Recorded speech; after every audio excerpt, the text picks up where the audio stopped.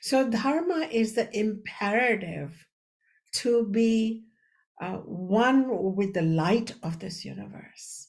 You see any toddler, and no toddler is manipulative. Why? Because the universe is not manipulative.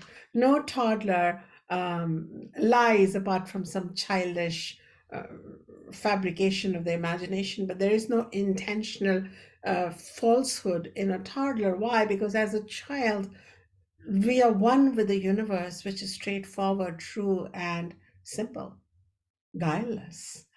So, this is the imperative to be noble, to be beautiful, to be compassionate, to be one with all of existence, to serve this existence because we recognize inherently that the entire existence, the sun, the moon, the trees, the rivers, the mountains, the other beings, they're all serving us.